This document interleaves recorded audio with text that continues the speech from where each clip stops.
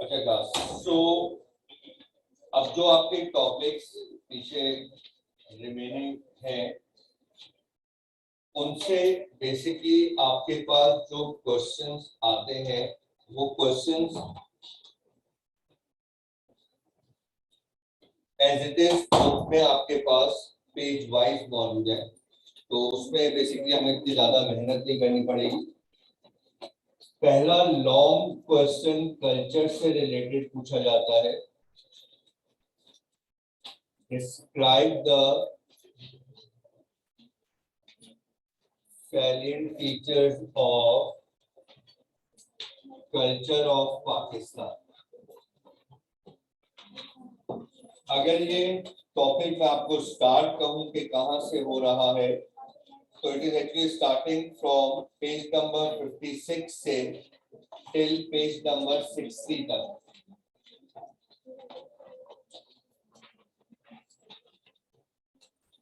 अच्छा, एक इसमें आपको फर्क समझाता चलो, ये question as it is short में भी आता है और लॉन्ग में भी आता है।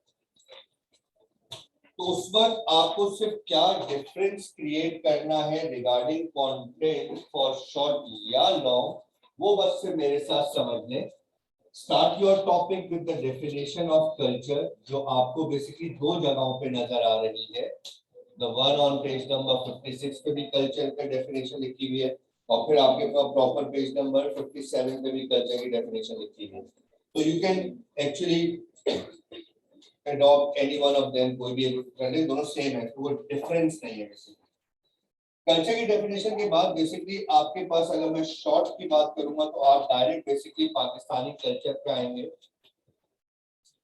Page number 57, and then you will come on Pakistani culture और उसके पोस्टुलेट्स या उसके फीचर्स, जो कि बेसिकली पेज नंबर 58 से लेकर 60 तक मौजूद है।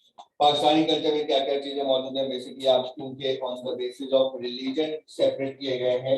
The basic important postulate of Pakistani culture is Islam, ठीक है। The second is the Muslim society, sharia. The third one is Pakistani dress, salwar kameez. Pakistani food, festival, Pakistani languages, Pakistani literature and handcraft and art. ये basically आपके basic features हैं जो culture of Pakistan को represent करते हैं। But culture of Pakistan है एडॉप्टेड कल्चर, क्योंकि आपके पास इस खित्ते के अंदर मुख्तलिफ सिविलाइजेशन, मुख्तलिफ लैंग्वेजेस बोलने वाले माइग्रेट करते हुए आगे बढ़े हैं। इसमें आप रेड इंडियंस को भी देखते हैं, जिनमें आप मुगल्स को भी देखते हैं, जिनमें आप तुर्क्स को भी देखते हैं, जिनमें आप फारसीस को भी देखते हैं। तभी आपको अपने मुल्क में एक मिक्स कल्चर भी नजर आता है, पूरा प्योरली एक रिलीजियस कल्चर आपको नजर नहीं आता। इट्स ऑल बिकॉज ऑफ कि आपने जिस पर्टिकुलर कारवान को यहाँ पे माइग्रेट होते हुए देखा और यहाँ से जाते हुए देखा है, वो अपने कल्चर का कुछ ना कुछ इम्पैक्ट आपके पास छोड़ के गए। ये जो हिस्टोरिकल बैकग्राउंड है ना, ये कभी आप शॉर्ट में नहीं देखते, ये आप हमेशा जब भी आपके कल्चर का क्वेश्चन लॉन्ग में आता है तब आप बेसिकली आप ये जो पैटर्न मैंने आपके सामने बनाया है ये शॉर्ट का बनाया है। अगर लॉन्ग का आएगा तो आप पेज नंबर 57 फ्रॉम डेफिनेशन से स्टार्ट करें, जिसमें फिर आपके पास हिस्टोरिकल बैकग्राउंड भी आएगा और उसके बाद जो पाकिस्तानी कल्चर के जो पोस्टुलेट्स हैं वो भी आएंगे। तो वो फिर बेसिकली आपके पास पेज नंबर 57 से लेकर 60 तक एंड तक जाएगा। हिस्टोरिकल बैकग्राउंड की हेडिंग उसके अंदर ऐड हो जाती है। Now, second topic is importance of location of Pakistan.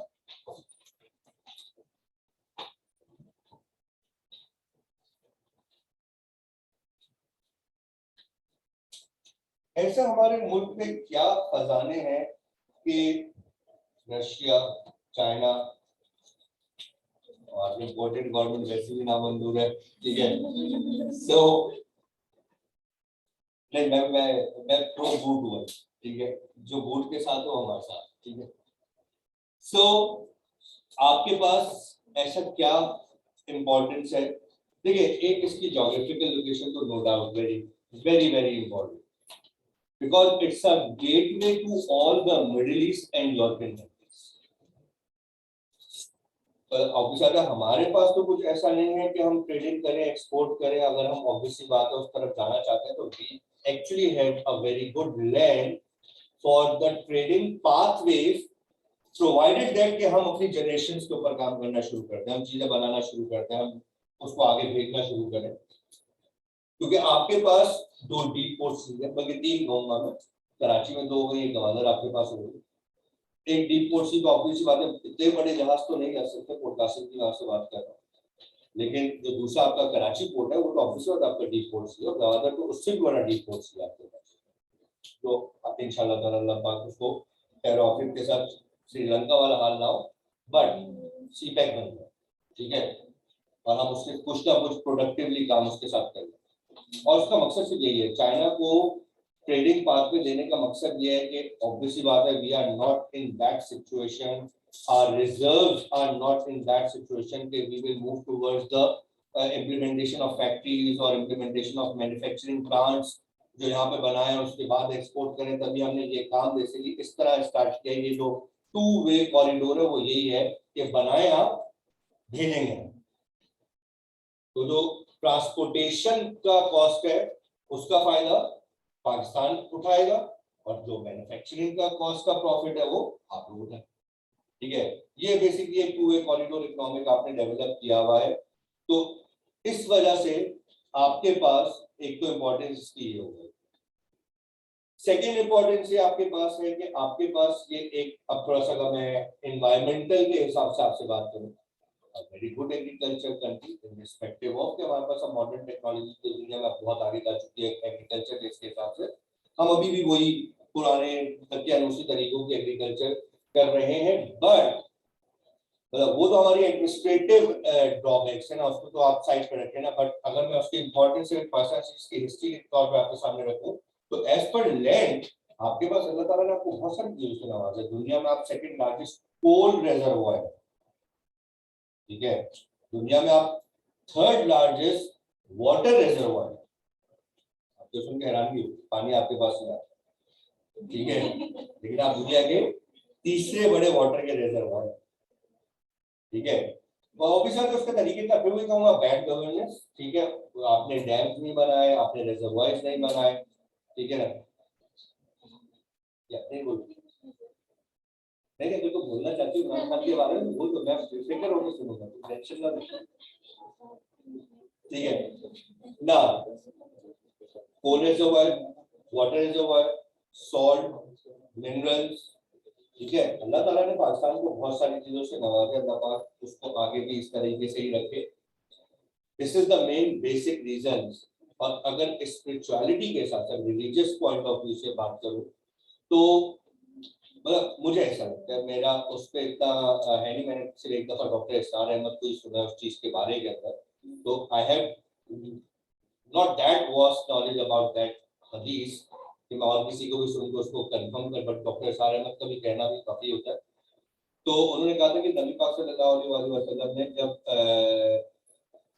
एक खित्ते की तरफ देखते हुए दुआ की थी कि यहाँ से एक कौम उठेगी और वो मेरे मजहब का झंडा उठा के उठेगी. तो वो जो निशानदेही की जाती है वो basically it's not exactly Pakistan, but it is actually ये बरेसगी पूरा पाको हिंद होगा. बल्कि इसके अंदर आप ये भी ध्यान रखिएगा, it's actually Afghan belt 2, Afghanistan, Pakistan और इंडिया. तो ये जो हिस्सा है ना, ये इस वजह से भी बड़ा जूइश लॉबी को हिट करता है. ऑब्वियसली बात है, ये तो आप भी मानते हैं, ये मैं भी मानता हूँ. अल्लाह पाक हम सबको रमजान का महीना थोड़ा बहुत वैसे भी ईमान जागा हुआ होता है, ठीक है, और अल्लाह पाक उस रमजान के महीने का जो असर है पूरे साल तक रखे, ठीक है. बट मेरे हिसाब से शायद हमारे दिन को हमसे ज्यादा ना जूइश लॉबी बनती है. मतलब यानी मैंने उसकी डॉक्यूमेंट्री पढ़ी थी, वो अपने बच्चों को तीर कमान सिखाते हैं. उनको पता है स्टोन एज वापस आएगा. ये न्यूक्लियर पावर वो भी ये भी, ठीक है, वो एक अलग चीज है कि दुनिया कैसे एकदम से रिवर्स होकर वापस स्टोन एज पर आएगी. कैसे जंग जो है वो घोड़े और ऊंटों पे लड़ी जाएगी, कैसे जंग जो है वो तलवार और तीरबाजी पे लड़ी जाएगी, वो तो फिर रब की बातें रब ही जाने, ठीक है, वो किस तरीके से इस भेद को खत्म करता और एक दोबारा दुनिया को यूटर्न पे लेकर आता और वापस से उस जगह पे आप खड़ा कर देंगे जिस जगह पे आप 1400 साल पहले मौजूद थे। But we have a believe कि इट विल डन एक्यूरेटली, और ये बात तो मुझे भी पता क्योंकि आपकी जर्नी होनी चाहिए, तो वो उस चीज को भी देखते हुए आपके साथ आगे बढ़ रहे हैं।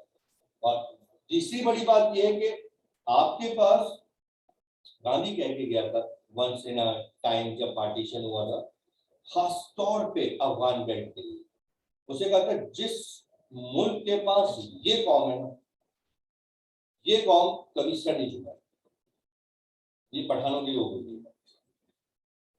और नो डाउट, ठीक है ना, मतलब वो लोग इधर से तो सोचते नहीं ना, नहीं मतलब इसको नेगेटिविटी में नहीं सोचिएगा प्लीज, मतलब कोई मैं ये इसको नेगेटिविटी में नहीं कह रहा हूं। मेरा ना कहने का मकसद ये है कि मतलब जब दीन की बात आती है ना, तो वो अकल के साथ नहीं होती बात, वो इधर से, दुनिया की जो बातें है ना, वो इधर से नहीं होती, वो इधर से अल्लाह ने बोला कि मैं कुन फयकुन का मालिक हूं, तो उसके ऊपर ये सवाल मत पूछो कि कैसे, उसको तुम्हारा ईमान होना चाहिए। हाँ, अगर मैं बोलूँ कि यार मैंने बाहर निकलना है, इस पर अकल लगाओ कि तुम्हें सीधा जाना होगा, तुम्हें अपने दरवाजे से फोर्स अप्लाई करनी पड़ेगी, जितनी भी तुम्हारी कहानियां स्टार्ट हो जाएंगी फिर इसकी, ठीक है ना, मोमेंटम आ गया, ठीक है ना, टॉर्क भी आ गया, ठीक है, Newton third law of motion भी आ गया, सब कुछ हो गया। हाँ किसको, अरे नहीं, मेरे बच्चे ने फिर तो अपने आप को करेक्शन करते हुए कहा है कि the religious point of view which is actually performed by Pathan cannot be done by anyone। और बाकी तारीफ है, अगर मैं दीन में अकल को इस्तेमाल करने बैठ जाऊंगा तो फिर मैं दीन हक पे हूं ही नहीं, मेरी ईमान की कुव्वत कमजोर है अगर मैं हर दीन के मामले में अकल इस्तेमाल कर रहा हूं। मैंने जो जुमला इस्तेमाल किया उस कॉन्टेक्स्ट पे रहिएगा, मैंने ये नहीं कहा कि वो बेवकूफ है, मैंने ये कहा कि गांधी ने इन्हें ये जुमला इस वजह से दिया था क्योंकि दीन के मामले में ये कौम जहन से नहीं सोचती, दीन के मामले में ये कौम दिल से सोचती, which is a good note। जो लिबरल्स होते हैं ना रिलीजन में, वो हर चीज पे क्यों उठाते हैं, क्योंकि वो हर चीज के अंदर अपनी अकल घुसेड़ रहे होते हैं। आप किसी यार एक लिबरल को रोक के बोलिएगा कि मैं चोरी की सजा आज के बाद ये रखना चाहती हूँ कि मैं हाथ काट दूं, तो हाथ काट दूंगी तुम उसके, प्लीज उसको एक मौका दे दो। This is called liberalism. मुझे नहीं सोचना कि मेरे रब ने कह दिया हाथ काट दो, काट दो। अब समझ में आया? जो अफगान बेल्ट की शरीयत और तरीकत है ना, वो क्यों अब हम उसको क्या रंग दे देते हैं, एक्सट्रीमिज्म, ठीक है, हम उसे ऑब्वियसली फिर और आगे जाना चाहे तो टेररिज्म। तो अगेन जिन चीजों पे आपको अल्लाह ताला ने बोल दिया है तो बोल दिया, अल्लाह ने अगर बोल दिया कि भाई प्यार से समझा, प्यार से समझा, प्यार से समझा, दिल में बुरा करो, और अगर ये वक्त आ चुका है कि इनके खिलाफ जिहाद करो, तो मैं ये सवाल ही पूछूंगा सर आप इंसान को मार रहे हैं, पूरी इंसानियत का कत्ल कर रहे हैं सर, ऐसा अल्लाह कैसा अल्लाह, तो ये फिर आप अकल से सोचने लग गए। मैं उस सेंस में I love पठान, ठीक है, और भाई बहुत अच्छी कॉम, मतलब मैं कहता हूँ ऐसी कॉम ही नहीं है। और ना आपको पता है हिस्ट्री में अफगान्स को, मतलब जो पठान बेसिकली पश्तून जिसे आप कहते हैं, उन्हें जर्मन से रेफर किया जाता है। जहन के मामले में, तहजीब के मामले में, मजहब के मामले में जितना पुरवकार और पुरबुलंद पठान कास्ट है उतनी शायद कोई नहीं। ठीक है, हो गया चौड़ा सीमा।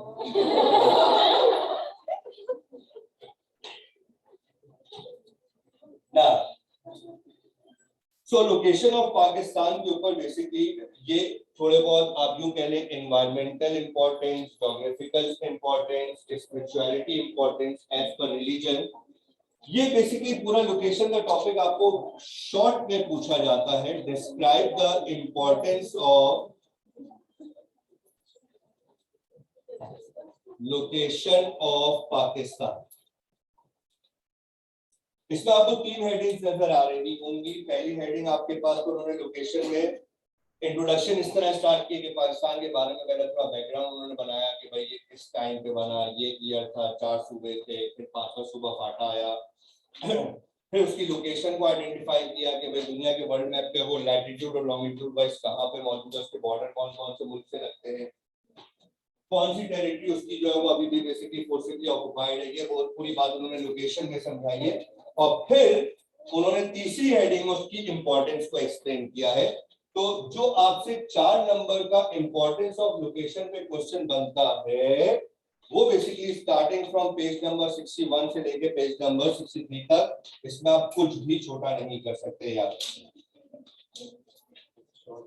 ये शॉर्ट में ही है बेसिकली, और ये जितना कंटेंट तुम्हें इस वक्त नोट्स में नजर आ रहा है ना, ये उतना ही है। इसमें आप कुछ समराइज नहीं कर सकते। वैसे बॉर्डर्स डिफाइन मुझे करने हैं, पॉपुलेशन डिफाइन मुझे करनी है, लोकेशन मुझे डिफाइन करनी है, सीजन मुझे डिफाइन करने हैं। तो उसमें जो भी तुम्हें लाइनें नजर आ रही है, तो ऐसा नहीं कि वो रिपीटेटिव है या ये छोड़ सकता हूँ ये लिख दूं।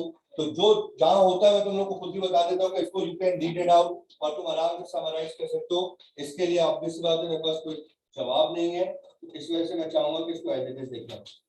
Pakistan and the Muslim world, इसमें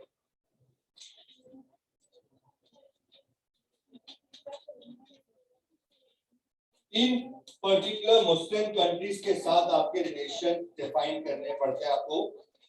एक पाकिस्तान एंड अफगानिस्तान, एक पाकिस्तान एंड इराक।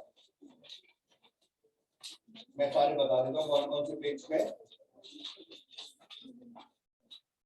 जो Pakistan and Afghanistan page number आपको नजर आ रहा है ऑन 63, उसको बेशक काट दीजिए, वो ऑलरेडी आगे रिपीट हो गया।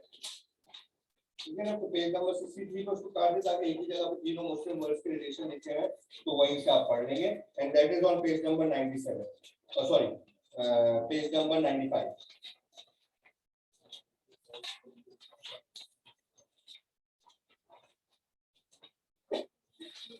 ये 3 तरीकों से आपके पास आता है। शॉर्ट नोट होता है, right a short note on any one of the following के ऊपर आता है। Right a short note on any one of the following.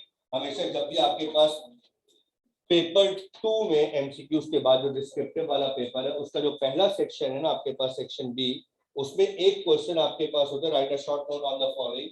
उसमें एक आपके पास होता है Pakistan and the modern world. मतलब मैं सिर्फ ये बताना चाह रहा हूँ, लाजमी नहीं कि यही 3 होंगे, उनमें से आपको एक पिक करना होगा। इन 3 में कोई हो सकता है, एक ये हो गया, एक लखनऊ का, एक हो गया, एक इलाहाबाद हो गया। ठीक है, इस तरीके से। तो उसमें Pakistan and the modern world, Pakistan and Iraq, and Pakistan and Afghanistan. एक रिलेशन को डिफाइन करते हुए बेसिकली आपको हिस्ट्री से लेकर प्रेजेंट तक आना है।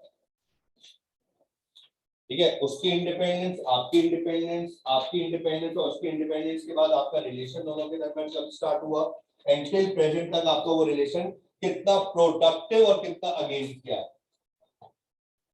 तो ये बेसिकली आपके पास Pakistan and the Muslim world का एक सेपरेट होता है। अगर पूरा मुस्लिम उम्मा से आपका रिलेशन पूछा जाएगा तो that is on page number 95-96,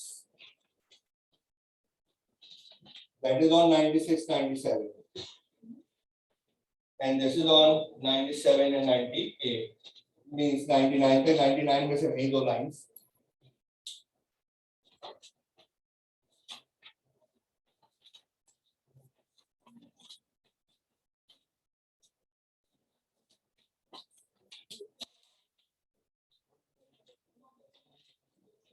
वापस आइए ऑन पेज नंबर 65।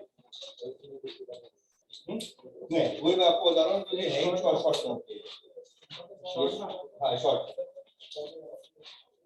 हाँ तो वो है बिल्कुल सेम यही है, वो वहाँ पे लिखा हुआ, तो वो समय टाइप हुआ है, तो वैसे थोड़ा सा लेंदी हो गया है, बिल्कुल एज इट इज यही कॉन्सेप्ट। ये जिसमें पुराने हैंड रिटन नोट्स हैं और टाइप स्टॉन है, और ये है computer type. Pakistan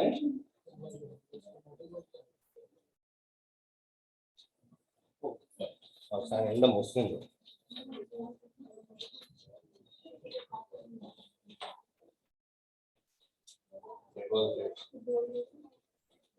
Pakistan and the Muslim world.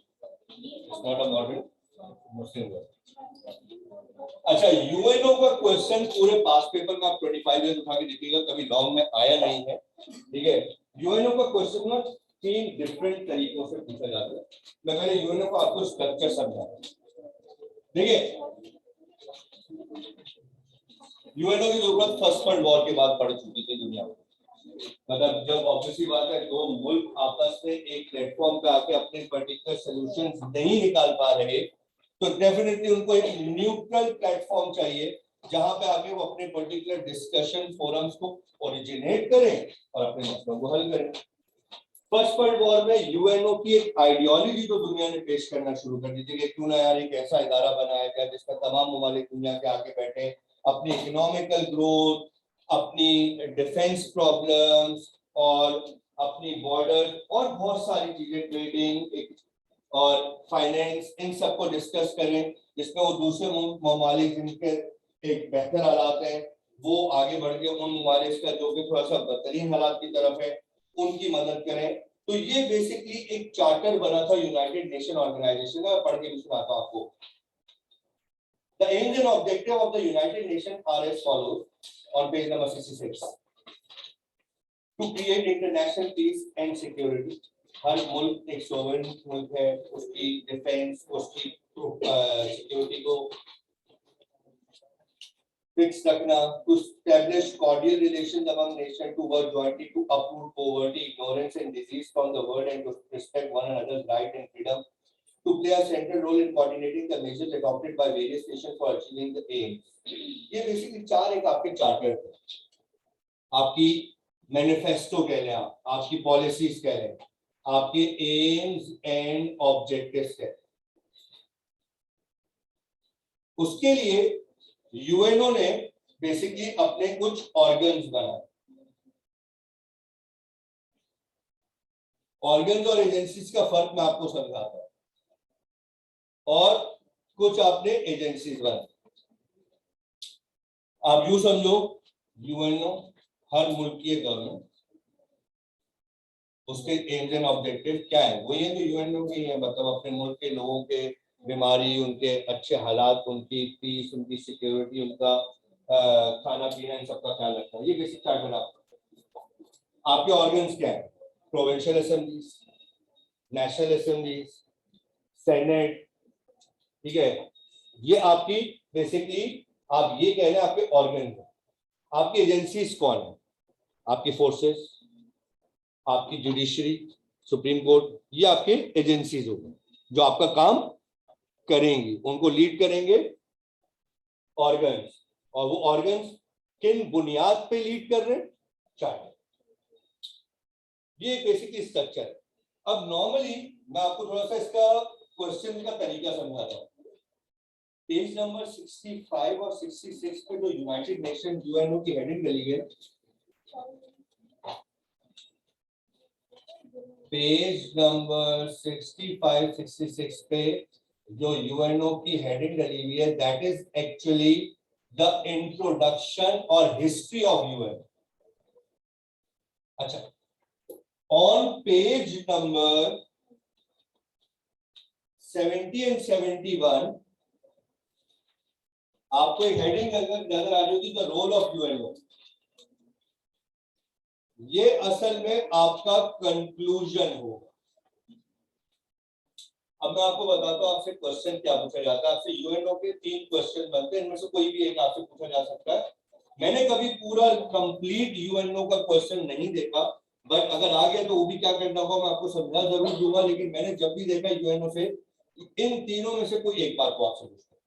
Explain the charter of UNO, explain the organs of UNO, explain the agencies which are actually working in the world for UNO. तो उनका basically concept हमेशा 4 number के लिए यही है, explain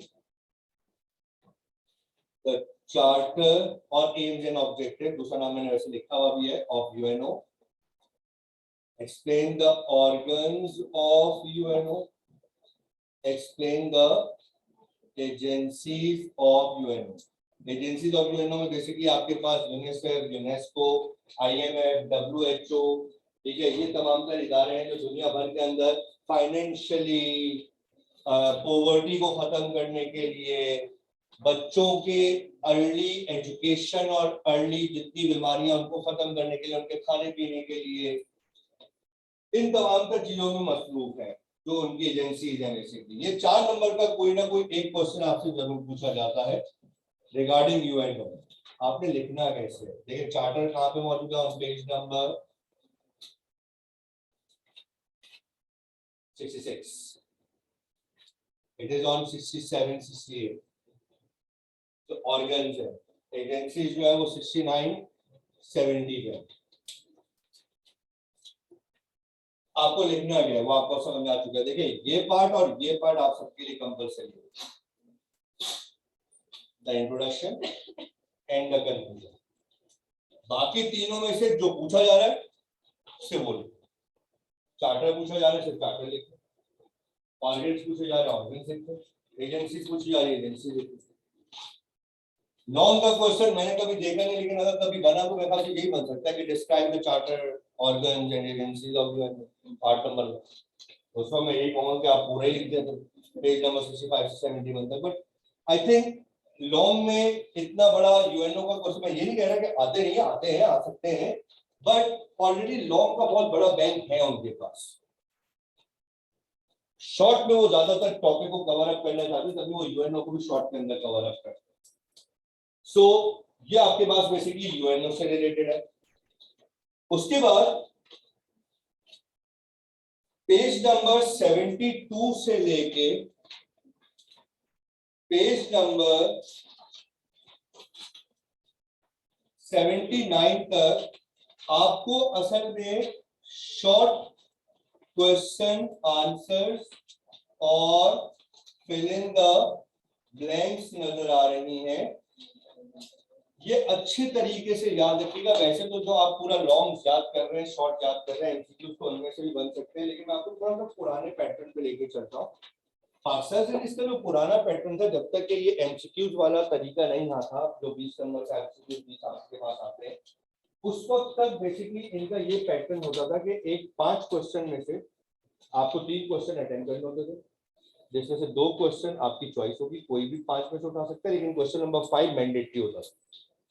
और उस question number 5 के 2 पार्ट्स होते थे, ए और बी, जिसमें ए शॉर्ट क्वेश्चन आंसर्स होते थे और B fill in the blanks होती थी, जिसको उन्होंने उठा के किसमें कन्वर्ट कर दिया? एमसीक्यू में। तो ये असल में आपको जो नजर आ रहा है ना 72 से 79 तक, इनको याद करिए, इनसे एमसीक्यू बनते हैं। आपको इन्हीं में से देखिएगा, आप अपने लास्ट 2 साल के पेपर भी उठा के देखिएगा, आप पहले इन short question answer fill in the blanks को याद करें जो इन्हीं टॉपिक से बने। मैं चाहूंगा इसको सबसे एंड में करिए, ताकि कम से कम अच्छा खासा जब पूरा याद करके थ्योरी और स्ट्रक्चर याद करके बैठ के वापस इधर आ रहा हो तो आधे ज्यादा चीजें शायद तो यहाँ पे पहले से ही याद हो। और फिर भी कोई चीज इंपॉर्टेंटली उस टॉपिक में मिस हुई है तो वो यहाँ पे आपकी कवर अप होगी। ठीक ना?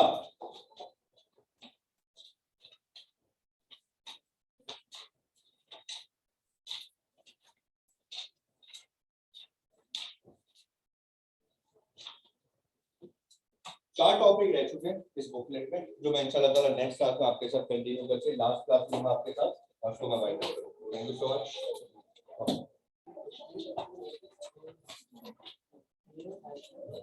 अगर शॉर्ट का मतलब आई मीन ये है ही शॉर्ट का, लॉन्ग में है। अगर ये लॉन्ग में होगा ना तो फिर ये इनिशियल डिफिकल्टीज हो। ओआईसी मैंने भी नहीं पढ़ा, वो मेरे जो 4 टॉपिक रहते हैं ना, ओआईसी रहता है, सर्विसेज रहता है, इकोनॉमी रहता है और इंडस्ट्रियल और नेचुरल रिसोर्स रहता है।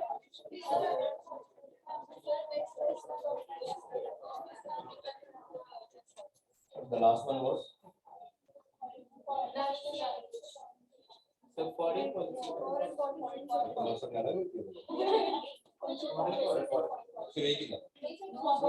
Foreign policy है, आइडियोलॉजी और टू नेशन थ्योरी और सर्विसेज और इवेंट्स का नहीं है कब जो भी है मेरे हिसाब से शायद आप अपना अगला टॉपिक ना इसको प्रिपेयर करें, बड़ा टॉपिक।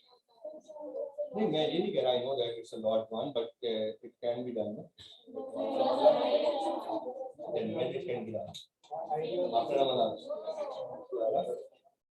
चलो फिर मैं काम करता हूँ, उनसे पूछ लेता हूँ, अगर कि मंडे को है तो फिर तो मेरे पास एप्पल ये भी सही, मैं भी खेल रहा हूँ, ठीक है। चलो मैं फिर सर को बता दूँ।